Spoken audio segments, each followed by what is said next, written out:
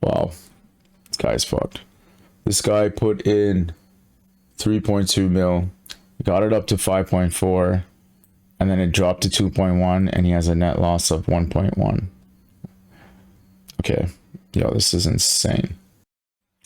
What's good, everybody? So it is the, oh man, I should really know the dates by now. It is the 18th of August. And I'm just dropping in, doing another video of chat with Jat. I don't have much planned today. I'm just gonna be kicking it, you know, nothing crazy, nothing too formal. If you saw my last video, I did talk about Bed Bath and Beyond. How could you say this stock is worth 850 million? They lost 300 million last year. They have only 100 million in cash, and they have over 2 billion in debts. People were like, yeah, you know, Ryan Cohen has a stake, and if he has a stake, then, you know, that must mean, you know, we all should have a stake. That's how people look at this, you know. And yeah, it just says that he's an entrepreneur, activist, investor. He founded Chewy. Oh my god, this guy's from Montreal. I am also from Montreal. Classic. Okay, so you know, he made a killing, and I don't know what his situation was behind GME, but I think he was also like a activist investor in GME, and what happened was people were like, yeah, you know, he's taking a position on Bed Bath and Beyond, and what really sent the stock over the top was when people were like, oh, Ryan Cohen bought call options, like way out of the money call options, like $60 and $80 call options. And for real, like for someone like him who's already probably made a killing on his stake in GME, his stake in Bed Bath and Beyond while it was running up, running down, running sideways, whatever it might be, for him to buy call options at $60 or $80 for him was just a you know, a gamble, really, which would have had a crazy payout if it hit, right? Like, it's like telling someone who has, you know, $100 million or $400 million. I don't even know what his net worth is, but let's see what. Yeah, someone who has a $2.7 billion net worth, for him to bet a couple of millions on really out of the money call options that can turn into, you know, 100 millions or billions. Yeah, he might do it. Like, this guy has so much money, he doesn't care. Like, but people took that and they just ran with it, and everybody went ape shit over BBBY. And I mean, let me share my screen. I mean, look, you'll get it once I share my screen. Let's see. Okay, wait, can I get this out on its own? Yeah, let's go. Hold up, let me make myself smaller. All right, here we go. So look, in the past 5 days, right, stock is still up 60. I mean, no, not really. Okay, so 5 days ago on Friday, August 12th, right? Friday to Friday. Tomorrow's Friday. I mean, we're 10 minutes away from Friday. It's 11:50 p.m. right now on a Thursday. But it was 11:05. It closed at 11:05 on Friday. And I remember I posted a video saying it was ridiculous how people think this is going to go to 30 or whatever. But can't underestimate gamblers, you know, can't underestimate FOMO. It pretty much hit 30, in my opinion. It was close to 28. And this was all the, oh yeah, Ryan Cohen took a stake. This was when Ryan Cohen took a stake. Everyone's like, oh my God, he thinks it's going to be 60, 80. Everyone piled in. You see this dip, bang, back, goes back up, dips again. The day's done. And then the filing came out today, after hours, that said Ryan Cohen unloaded everything he had Bed Bath Beyond on the 16th and the 17th. So it might have been this, might have been that, but he unloaded and the news got to the market, and now look where we are, $10. So that's after hours. It's possible it might open higher, lower in the morning, nobody knows, but it was at 11 last Friday, and now it's $10 after hours. So help me understand the logic behind it. Like, dude, if you're gambling, good for you. But if Ryan Cohen was in or out, why does someone being in or out even matter to the stock? Like, why? It might be like, oh, it's a glimpse of confidence. It shows that, oh, a billionaire's into the stock. But the guy unloaded. He unloaded all his bags to you, to retail. And now it's like, I've already debriefed the company like last week. Company is fucking doomed, in my opinion. If the company was able to pull off some epic shit in the last 3 days, issue equity or go to, at the market offering and just dump shares into the market and raise cash, that would have been epic. But I don't know if they did that. I don't even think they did that because it takes some time to do. So I don't know what to say. I'm not trying to rub salt in the wounds or anything, but I do hope that everyone who got into this knew that they were doing it because they were gambling and they were trying to get rich quick, which is totally okay. Everybody's trying to get rich quick. Nobody wants to be a slave to, the 9 to 5, but you got to know what you're doing. And when you're betting or gambling, then, you got to gamble with amounts that you can definitely afford to lose. If we go on Wall Street Bets, there were so many people or so many examples of people like putting 25K, 100K, millions of dollars, people being up millions of dollars. All of this created FOMO. And, it's very easy to manipulate anything on a trading platform. You could have a position of 1,000 and the percentages could be correct. So you have $1,000 gain or $2,000 gain, and you just add, it's easy to just inspect that line, change the number to 1 million to 4 million, and the percentages could still be the same. Everything's the same. You just got to add 3 extra zeros, and you can mislead the whole world from your trading platform. So I just hope that I could have had that impact on somebody who watched my video. I think it was like 50 people who probably watched it. But if any of you guys caught that, and if you decided to gamble, good for you. If you decided to stay back because it wasn't for you, whatever it is, I just hope you made it with all the information you had. But yeah, so I had like 48 views. So I don't think a lot of people got to see it because, the algorithm is not really messing with me these days.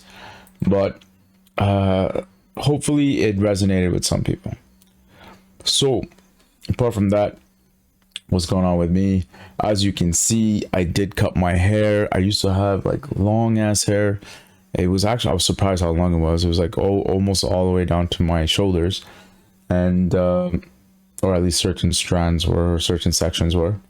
But consulting thing is moving along.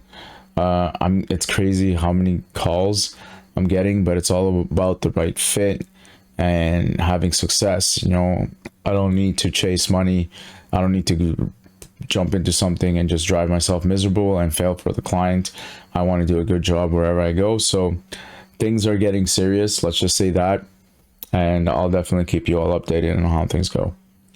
Apart from that, what did I do today? I mean, I have been like, because of COVID and stuff, I really didn't give a shit about shopping. I haven't done any shopping for like my outfit, my fit, nothing, because I don't really care. As you can see, I wear a lot of athleisure. I just wear a lot of athleisure stuff, and I'm super comfortable with that. And when you're working from home, you don't really need to mess around with the wardrobe. But now I think I'm gonna start, popping into places more regularly. So I went to go like shop for a wardrobe. God damn, it's so hard. Like I walked into Zara. Zara had like a bunch of stuff, and I was just like, all the fits they had really felt like, okay, it was for someone who's going to be kicking it at a bar at night, or for someone who's more like, it's like formal wear, or more like business formal. And it wasn't like, not suit and tie, but more like, blazer, t-shirt, pants type of thing. I'm not trying to wear a blazer in the middle of summer right now. So I'm like, what's there to buy? So I walked around. I didn't find anything. Then I went to like the H&M. H&M is just like, I just realized like, oh my God, this is definitely like I could scope H&M out now almost indefinitely, because all the clothing they had felt like it was for like, college students or university students. It was nothing like business casual. I'm on the business casual side, not on the business formal side. So I was just like, okay, screw this. And then as I was about to leave, I went to Uniqlo or Uniqlo, and it was pretty chill. And I walked around, and what I liked about it is it wasn't just clothing on a rack. Each type of clothes, they had like a picture of like how it would look if somebody wore it. And hold on one sec. And if it was like, I was like, okay, well, I have zero fashion sense, so I just, to be able to see what it looks like, I was like, all right, I can mess with this type of style. And I picked up a few shirts. It was pretty cool. And apart from that, I reconnected with an old buddy of mine that I haven't seen. Like, I went to university with him, and I think we had a brief time where we worked together at the same firm at the beginning, and then I haven't seen him like almost like 6, 7, 8 years, I would say, easily. So I saw him after a long time, and it was nice to see him, catch up, see how things are going. I chatted with him. He's a specialist in restructuring and helping companies restructure their debts. So he was telling me about all the stories, the challenges that people have and how he can help people. And I was just like, man, it blows my mind that a lot of people forget companies also have debts. Companies also have unsecured debts. They have deals with suppliers. When suppliers are, extending them credit for like 15 days, 30 days, they're taking that risk, And a lot of time it happens where like people who are on the unsecured end of things, they lend, let's say $1 million, they extend $1 million in credit to a company, and the company's not doing so well.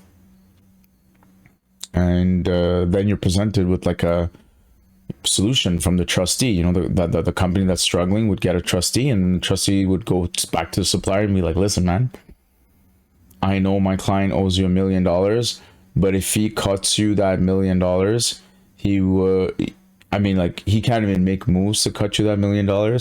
So if he keeps trying to service your debt, your high interest debt or whatever, he's going out of business. And if he goes out of business, the people that are going to eat first are the lenders who had a collateral, secured their loan against inventory or equipment or whatever it might be. And you, supplier, who didn't secure anything, you're not going to see a cent. You won't see a penny. So instead of trying to, pack on interest charges or whatever, supplier, banker, whatever, with your unsecured loans or payables, it's like, why don't you take this deal? And this deal is, 10 cents on the dollar or 15 cents on the dollar, because if you continue this way, clients going bankrupt, then you won't even see 1 cent. And a lot of people take the loss and they say, okay.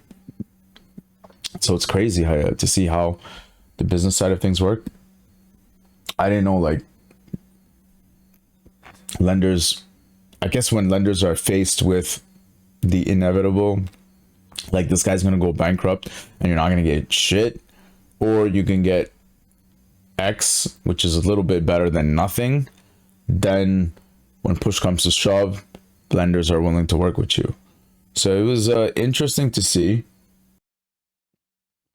So I'm gonna definitely be mindful of the services that my friend is offering.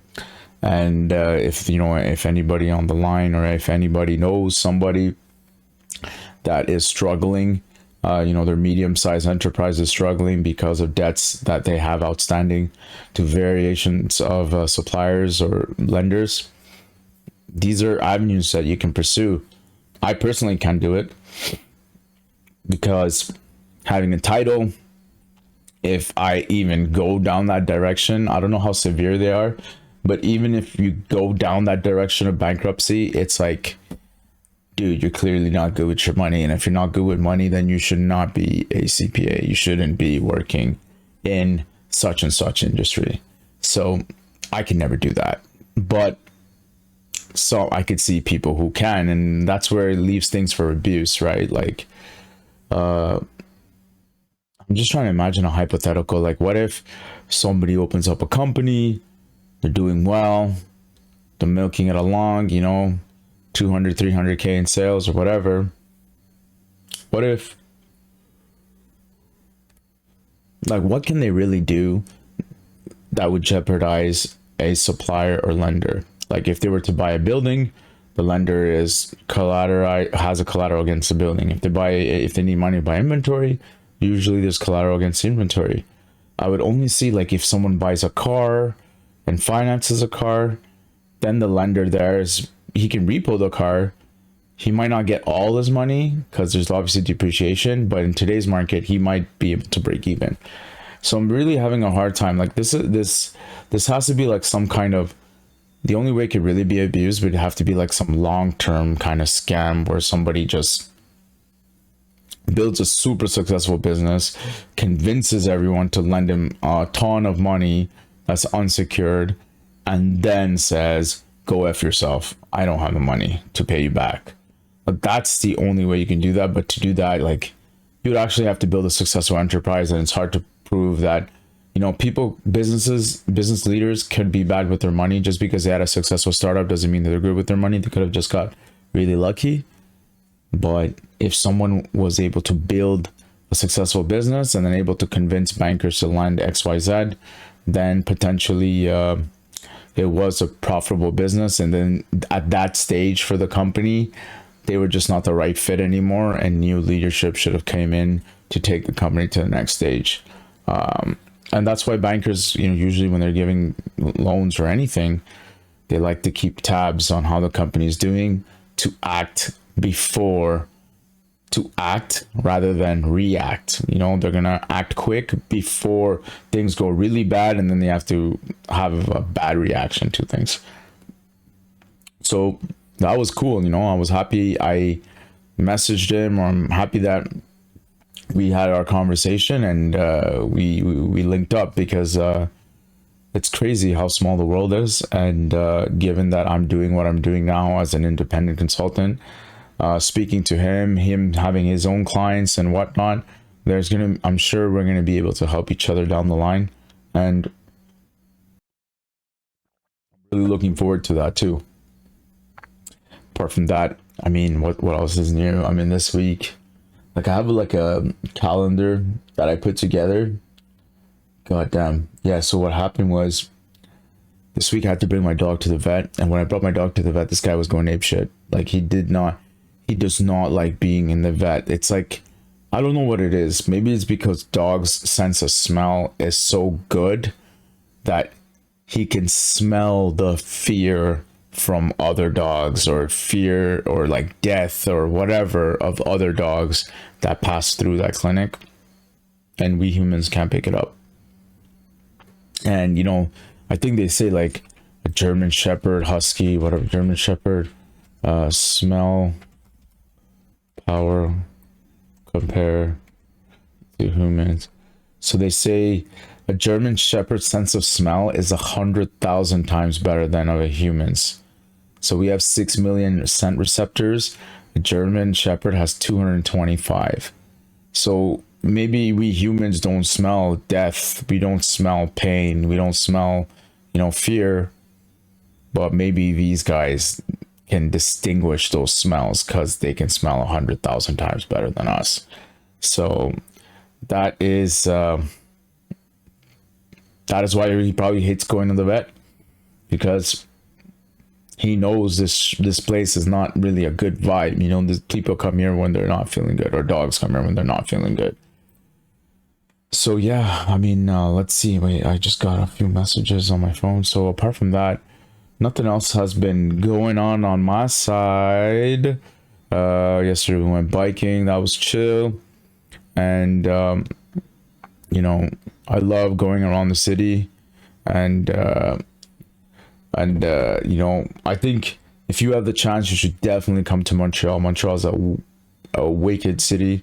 You could bike on the south side, like in the old port or downtown. You can cross bridges, you can see like water, you can bike on the Formula F1 Formula 1 track. It's an incredible city, and I've been to a lot of places around the world, and I really think Montreal doesn't compare. Like, Montreal is one of the best cities, and I'm saying that like I mean it. Like, sure, there's things that can improve, but I definitely think Montreal's like special. It's up there. You know, it has that culture, it has that history, it has something unique about it that I just don't feel when I go to other cities. Other cities just feel like blah.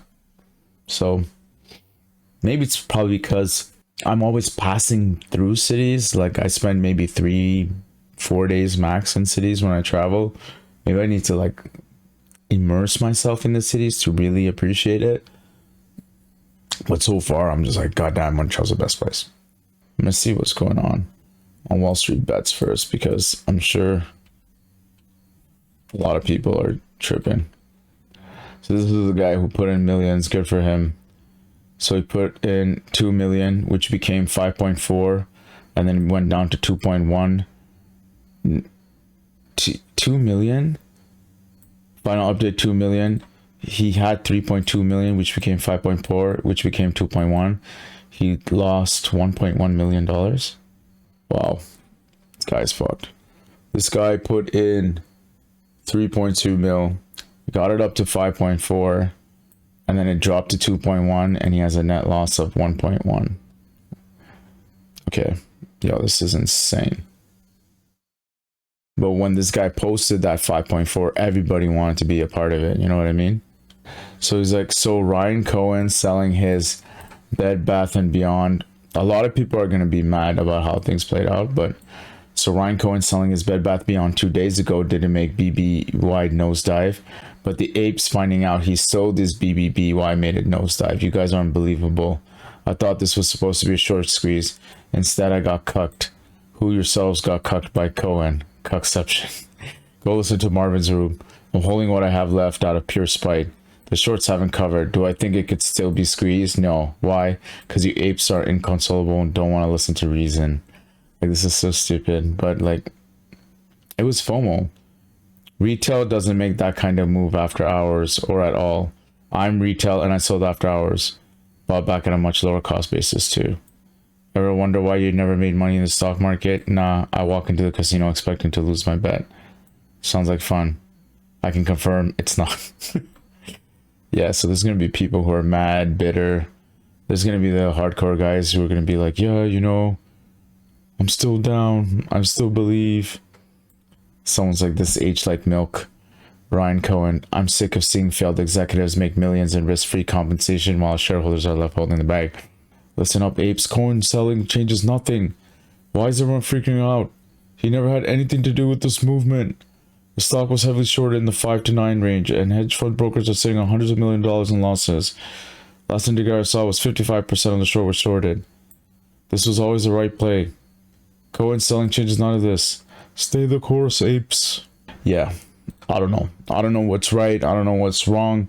All I know is if you're trying to invest in this company and you're not coming in as someone who's going to restructure the company, I would personally just stay away. Like, I'm not investing in this company because I think it's going to have amazing growth and it's going to be a real business that's going to be able to continuously have strong compound growth in the coming years. I think this company is going to go to shit and it's probably going to get split up, or its inventory is going to get chopped up, and other people are going to take it. Someone wrote, call 988 if you need help. Yeah, true. Ryan Cohen didn't cause the BBBY rise. This is to all you regards to spam posting about how everything is over and don't be a bag holder. Obviously, as hell will take the stock back down below 15. But what does that have to do with the short squeeze? Absolutely nothing. Those who bought below are still holding. Oh gosh. We've already won. Guys, it's time. Post your positions. No more fucking with meme stocks. Yo, look at this guy. This guy lost $268,000. It's actually pretty sad to see how people lose their money left and right gambling. I remember the guy who made like $1 million on Dogecoin, and he was like, "Yeah, I'm not selling." And today Dogecoin is 9 cents. Well, it's still not bad.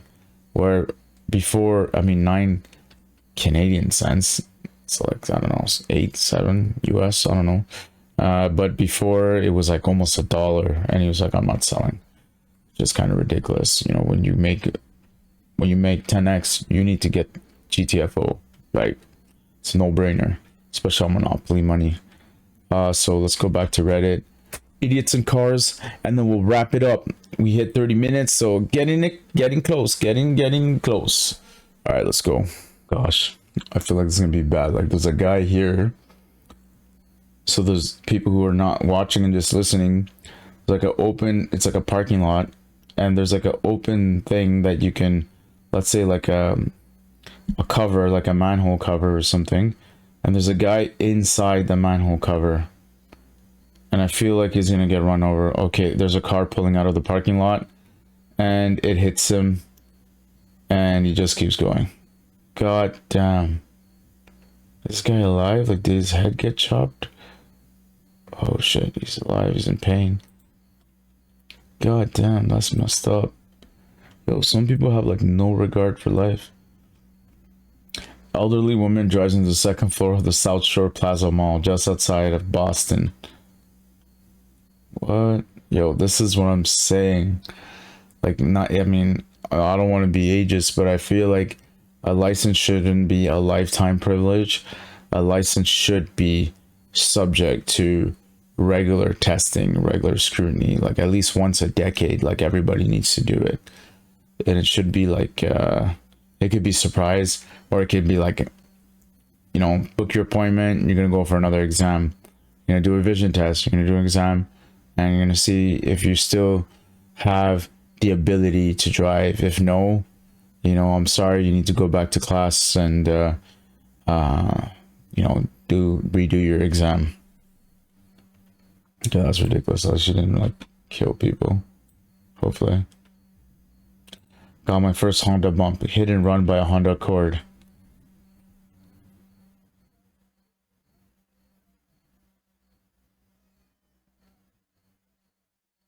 I mean, the guy respected the decision before.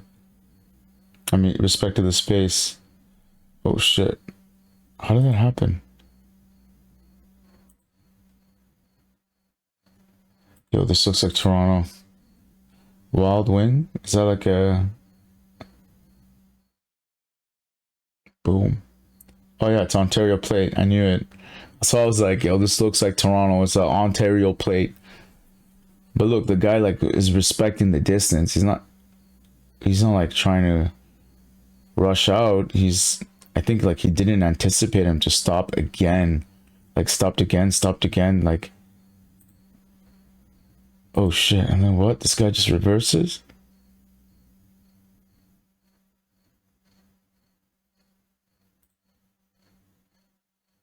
Oh, yo, his plate is so visible. I wonder what they did. Who runs from an accident with barely any damage? What an imbecile. I think he might be high or had a suspended license or insurance. Or maybe just a completely dumb fuck who thought he would get away with it. I don't know. He also ran that stop sign. I mean, this guy just asked for it. What was this guy thinking? The fact that there's cameras on every angle makes me want to think this is a Tesla. I'm not sure though. Was this a Tesla? Because some guys, they just hate Teslas. Like, they want to cut off Teslas. They want to hit Teslas. But I wonder if this was a Tesla. Yo, that's a good point. Like, what's the point of trying to cut? Like, you gotta anticipate too, right? Like, are you really going anywhere? Like, there's traffic in front. Like, you're not going anywhere. Like, what's the rush? I don't know why people do that. It's kind of stupid. Like, people are kind of dumb with how they do things. And, you know, common sense is really not that common. Idiot thought he can drive through an oil spill. Okay, this is gonna be interesting. Okay, for starters, wait. This reminds me. So yesterday, like, what do you think is gonna happen when this guy crosses the oil spill? Like yesterday, I was with my boys, and you know, there was an oil spill, like a small oil spill. Not that I was water, and I was like, oh, you know, I was gonna like step on it or something, and my boy was like, yo, don't step on that shit. He's like, it's oil. I'm like, how do you know? He's like, yo, I know. He's like, it was slippery. He's like, water's not slippery. And I was like, oh shit. So based on that logic, what I think is gonna happen with this is this shit's probably gonna flip or go sliding and completely lose control. So let's see. There he goes. Completely on. Yeah, it looks like yeah, okay, there you go. There you go. No control. Spinning. Wow, like legit no control. This guy's just spinning. Shake my head. Oh wait. Oh. Put a little bit of gas. He's like, okay, goodbye everybody. Nice seeing you. So stupid. How far is he gonna go? Oh, they're like, oh, let's watch this guy. Let's see how far he's gonna go. Jeez. Ridiculous. Okay, this is it. And after this, I'm gonna wrap it up. What a total piece of shit is the title.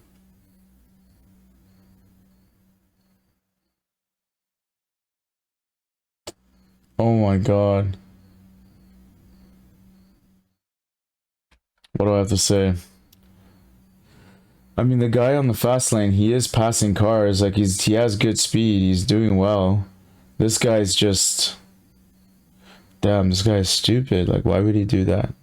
That's kind of reckless. Like, these are the type of people who get people killed. Okay, I'm gonna stop with this one. Alright, let go. Oh my god, why do people drive like this? Yo, some people drive like this around my neighborhood and it pisses the shit out of me. You usually see it like at 1 a.m, 2 a.m. People are just flying on the road with no disregard or no regard for any sign of life. Like, they don't even care if someone's walking their dog, if someone's going for a run, or if someone just finished the graveyard shift and is walking home. Like, they don't care. Can't stand people like that. Anyways, it was nice chatting with you. It is 12:25, so I'm gonna wrap this up real quick, edit it, and then send it straight onto YouTube. So hopefully some of you can catch it in the morning. If you do, definitely hit the like button. If you want me to talk about random stuff, definitely let me know, and I'll get around to it. Peace out. Take care.